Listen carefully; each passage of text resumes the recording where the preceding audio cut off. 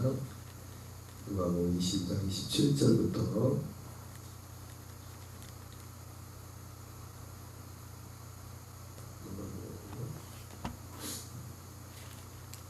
20장 27절부터 40절까지 같이 봉독하겠습니다. 부활이 없다고 주장하는 사두개인 중 어떤 이들이 와서 물어 이르되 선생님이여 모세가 우리에게서 주기를 만일 어떤 사람의 형이 아내를 두고 자식이 없이 죽으면 그 동생이 그 아내를 취하여 형을 위하여 상속자를 세울지니라 하였나이다. 그런데 7형제가 있었는데 마지가 아내를 취하였다가 자식이 없이 죽고 그 둘째와 셋째가 그를 취하고 일곱이 다 그와 같이 자식이 없이 죽고 그 후에 여자도 죽었나이다. 일곱이 다 그를 아내로 취하였으니 부활 때 그 중에 누구의 아내가 되리이까? 예수께서 이르시되 이 세상의 자녀들은 장가도 가고 씹도 가되 저 세상과 및 죽은 자 가운데서 부활함을 얻기에 합당히 여김을 받은 자들은 장가가고 씹가는 일이 없으며 그들은 다시 죽을 수도 없나니 이는 천사와 동등요 부활의 자녀로서 하나님의 자녀임이라. 죽은 자가 살아난다는 것은 모세도 가시나무 떨기에 관한 글에서 주를 아브라함의 하나님이요 이삭의 하나님이요 야곱의 하나님이시라 칭하였나니 하나님은 죽은 자의 하나님이 아니요 살아있는 자의 하나님이시라. 하나님에게는 모든 사람이 살았느니라 하시니 서기관 중 어떤 이들이 말하되 선생님 말씀 잘하였나이다 하니 그들은 아무것도 감히 더불어 물을 수 없음이더라. 오늘은 누가복음 20장 27절부터 40절까지 본문의 말씀을 중심으로 부활의 진리에 관하여 라는 제목으로 하나님의 말씀을 전하도록 하겠습니다. 우리가 예수 믿는 사람들이 자주 하는 말 중에 하나가 천국과 지옥이 없다면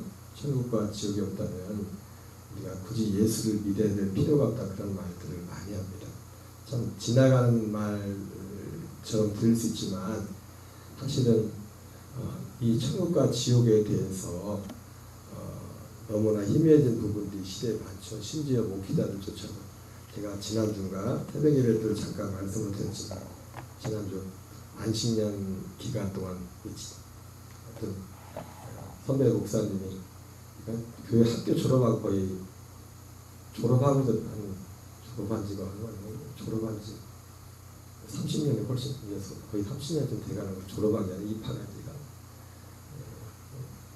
거의 30년 만에 이제는 개인적으로 찾아왔더라고요. 오토바이 타고 안식년을 막 전국을 돌아다니고. 근데 와서 뭐 얘기하다가 그런 말씀 하더라고요. 어떤 지방의 어떤 목사님하고 어떤 모임하고 얘기하다가 본 얘기 가운데 그 지방 후배 목사님이었나 보죠. 후배 목사님한테 뭐 위로 비슷하게 이제 말을 하다가 거기에 뭐 천국, 지옥 뭐 이런 뉘앙스, 이런 내용들이 좀 들어갔나 봐요. 그 분위기가.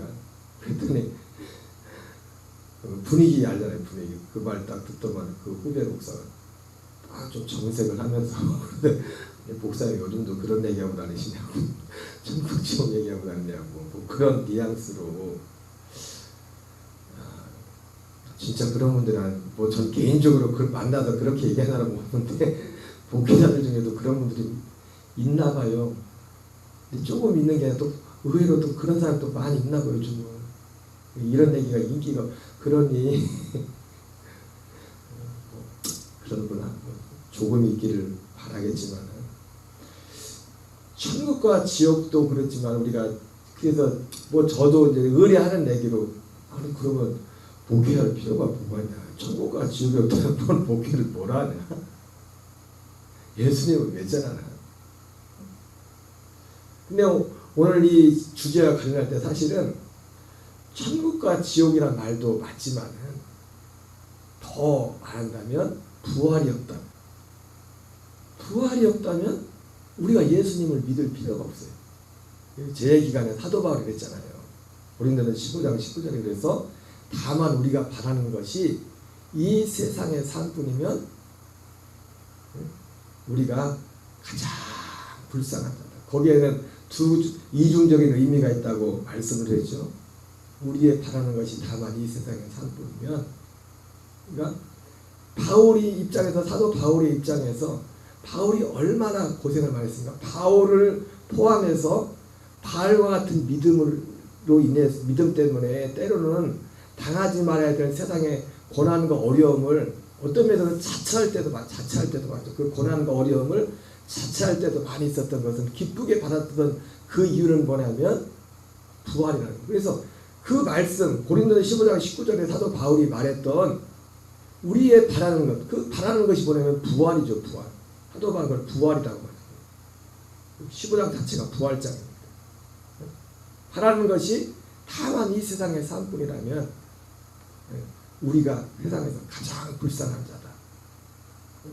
먼저는 그 첫 번째 의미로 놓고 볼 때는 자기 자신이, 우리가, 나와 진짜 참 신앙을 가진 예수 그리스도를 믿는 사람들이 남들과 다른 그런 길을 갔던 이유는 뭐냐면 이 부활이 있었기 때문에. 만약 그렇기 때문에 부활이 없다면 이걸 누가 보상해 주냐, 이건 쉽게 말하면 부활이 없다면. 여러분, 반드시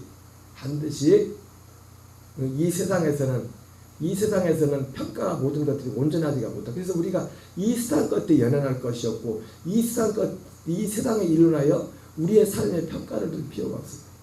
진짜 삶의 평가는 그날의 그 평가가 있다. 진짜 평가는, 진짜 우리가 70년 80년을 진짜 잘 살았냐 못 살았느냐, 복 있는 사람이냐, 이것은 이 땅에서 결정나는 게 아닙니다. 그날에 그러니까 바울을 놓고 보면은, 바울을 보면 세상의 기준으로 보면 완전히 망한 사람이죠. 다 잃어버렸는데, 잃어버렸다고 그 사람은 버렸다고 했죠. 스스로 베드로같이 버렸다고 했지만 그것도 자기 속이 얘기지, 남들 입장에서 볼 때는 다 잃어버린 거예요. 자기 본인 입장에서는 그것이 진짜 버린 게 맞지만은 제3자 입장에 볼 때는 왜 사람 저렇게 살까, 그런 모양이 없지 않아 믿음 있는 사람들 볼 때는 있었던 것이라고. 그리고 또 그 고린도전 15장 19절 말씀에 사도 바울 본인 입장에서 그렇게 말하는 것이고, 또 다른 입장에서 말한다면 예수님을 믿는다고 하면서 가만 그 사람이 바라는 것이 이 세상의 것만 바라고 있다면 그 사람은, 여러분, 우리가 옛날에 그런 말 많이 했지 않습니까? 예수 안 믿어서 천국 가는 거는, 지옥 가는 거 그렇다 치지만, 예수 믿는다고 하면서 지옥 가면 얼마나 억울해요, 이거예요. 마치 그런 것처럼 예수님 믿는다고 하면서 바라는 것이 다만 이 세상의 삶이 전부라면 그 사람은 가장 불쌍한 사람이에요. 그런 어떤 이중적인 의미가 그 속에 내포되었다고 했어요. 어쨌든 부활은 우리에게 있어서 너무나 중요해요. 그래서 부활신앙은 굳이 사실은 예수님이 부활하셨기 때문에 그때부터 부활신앙이 있었던 게 아니라 이전부터 부활을 믿었죠. 부활이라는 것은. 그죠? 근데 예수님의 부활을 통해서 진짜 부활이 있구나. 500의 형제들이 일시에 부활하신 주님을 만나셨습니까? 그리고 우리도 예수님 우리들은 그 부활을 전한다고.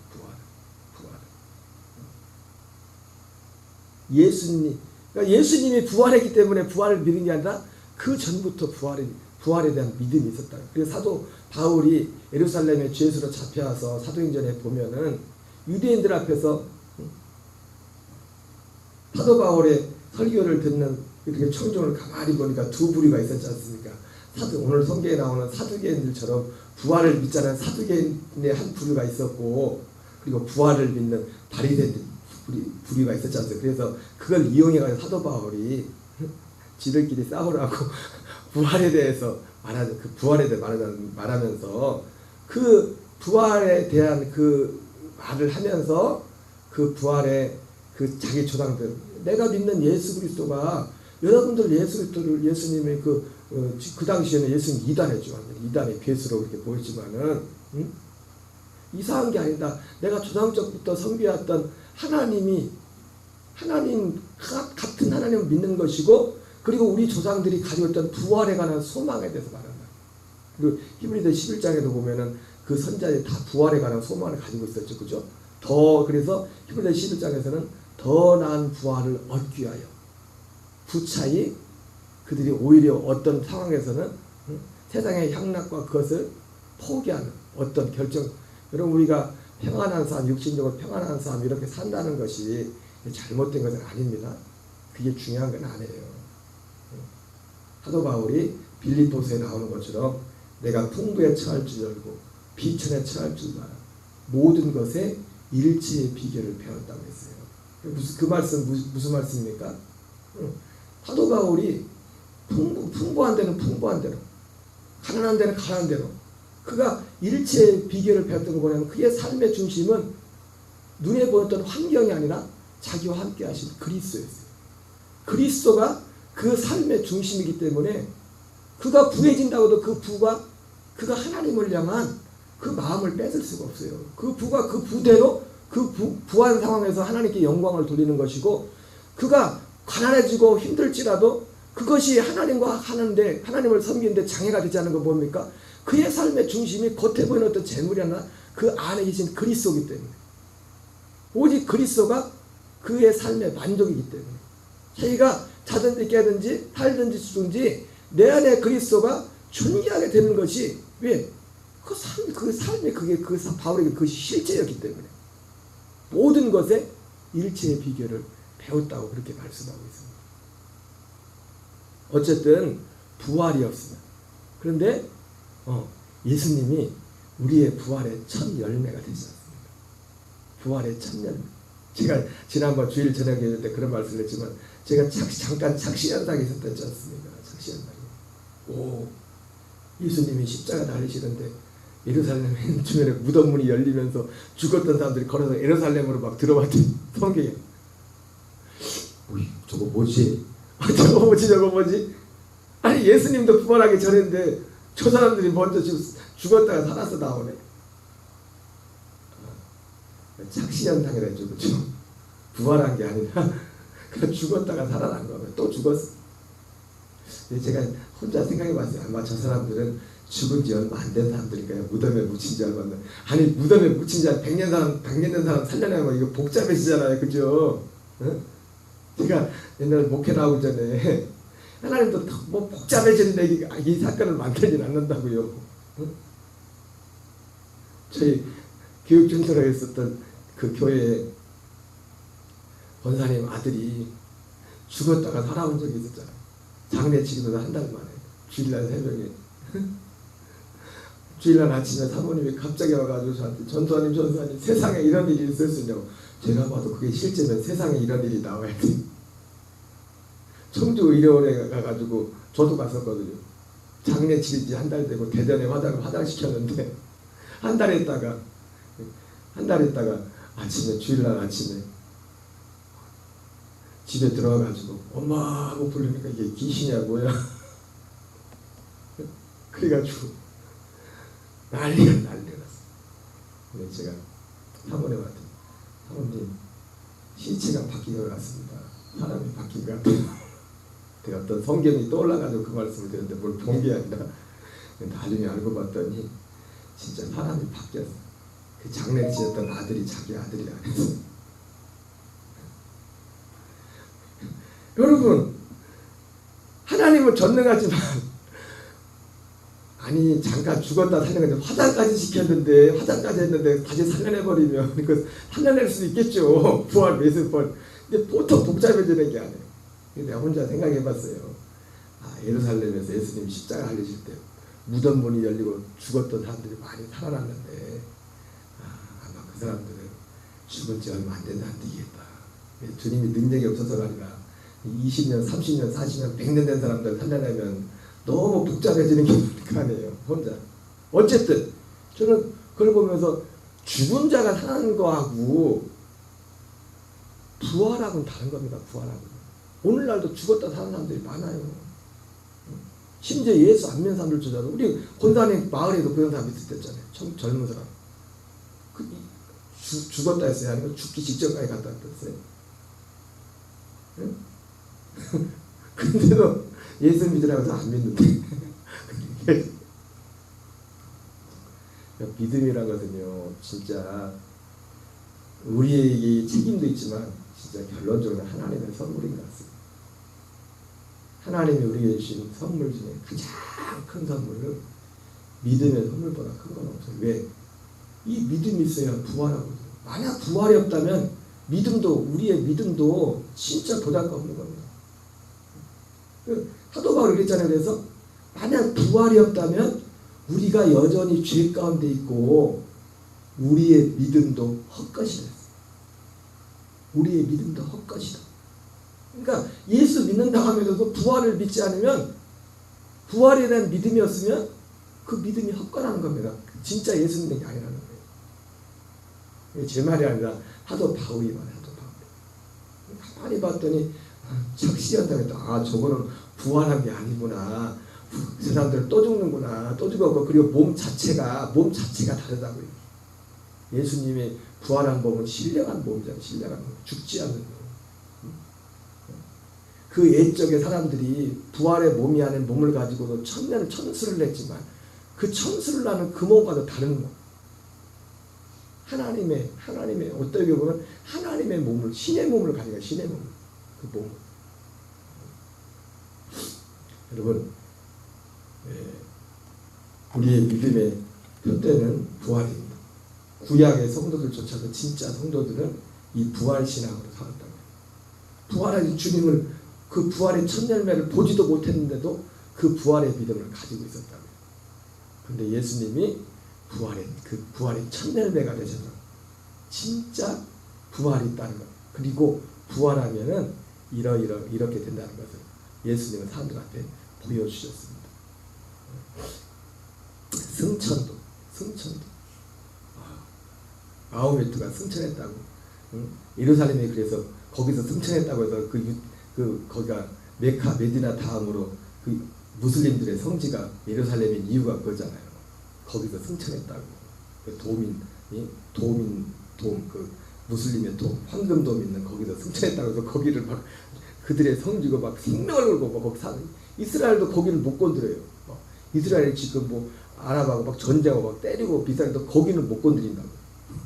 이스라엘조차도 거기는 황금돔. 나 솔직히 그거 보면 그 순간 착시한다. 아니, 난 예수님만 승천한 줄 알았는데 마음에 두고 승천했나? 승천했는지 아닌지 모르겠지만 가만히 보니까 엘리야도 승천하고 에녹도 승천했더만 하늘로 올라간 거야. 근데 예수님의 승천과 그들이 올라간 건 다르잖아요. 그죠?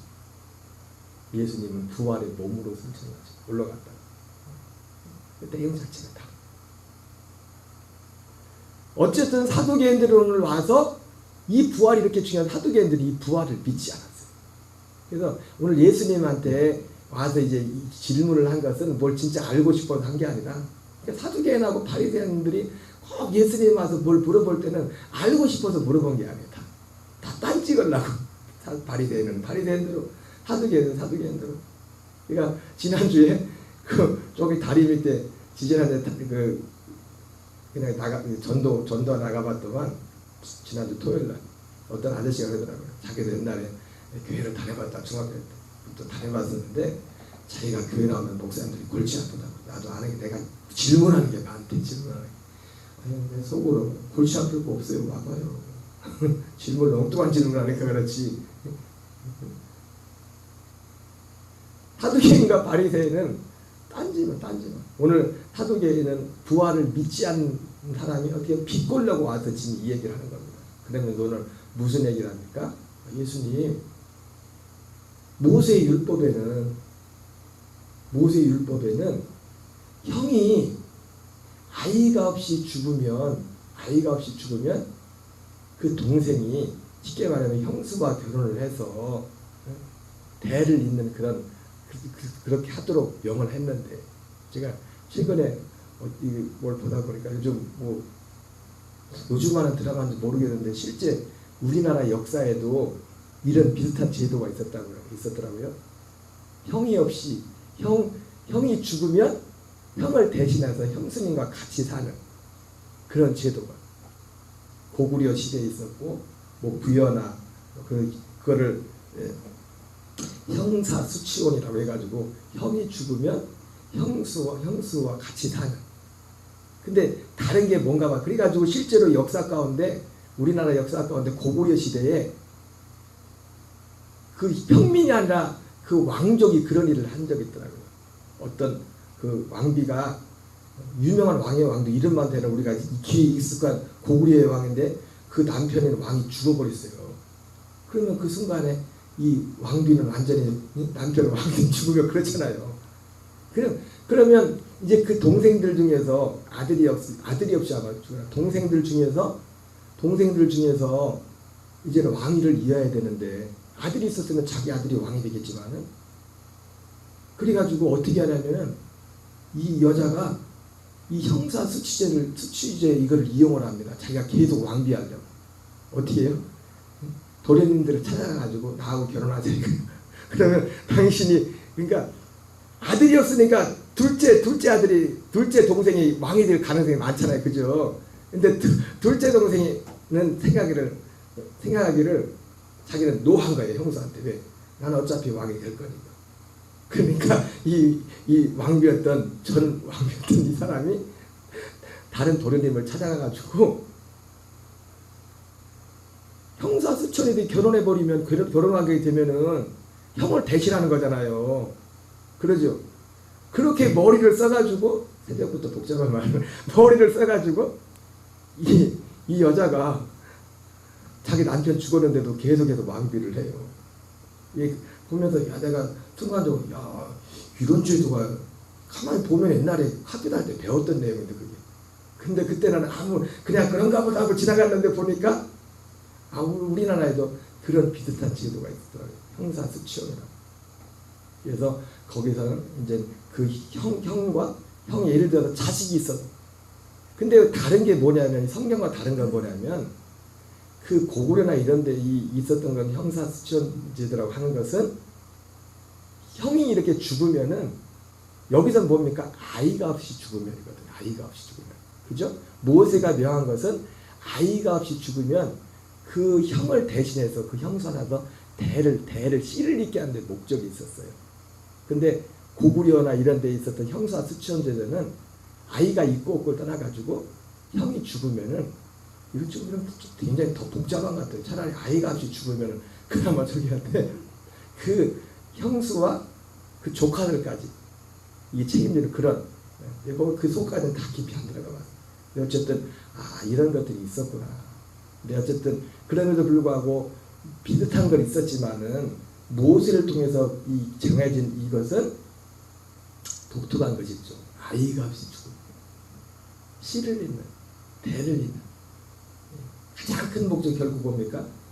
예수님이 로마서에 나오는 것처럼 혈통으로서는, 육신으로서는 다윗의 혈통에서 나셨고, 예수님이 이 땅에 오실 때도, 육체로 오실 때도 아무 혈통으로 나오는 게 아니지 않습니까? 그 혈통이 정해져 있었다. 그래서 사람들 가운데 예수 그리스도가 오는 그 태가, 메시아가 오는 태가 끊어지지 않도록 하기 위해서 하나님이 모세를 통해서 그 법을, 그래서 유다의 며느리였던 다말이, 세상에 어떤 목사가 그랬죠. 교회에 처음 나온 사람들 절대로 창세기부터 읽게 하면 안 된다고, 시험 든다고. 이런 예수 믿는 게 이런 거야? 아니, 며느리가 시아버지하고 이렇게 있을 수가 없는 거잖아요. 그죠? 윤리 도덕적으로 치면은. 근데 다말은 예수님의 족보에 올라가잖아요. 아니, 누가, 여자 입장 생각하면 누가 시아버지하고 다들 시아버지하고 살고 싶겠어요. 근데 그 그리스도가 하는 그 씨를, 수바성 여인이 그런 믿음을 가진 사람이었잖아요. 근데 믿지 않아요. 그래서 다두개는 그걸 믿지 않아. 그래서 실제로 7 형제가 있었는지 모르겠지만은, 있었던 얘기를 실제로 아이 없이 7형제가 다 그렇게 죽은 건지 없는 걸 만든 건지 모르겠지만 예수님한테 비꼬듯이 물어보는 겁니다.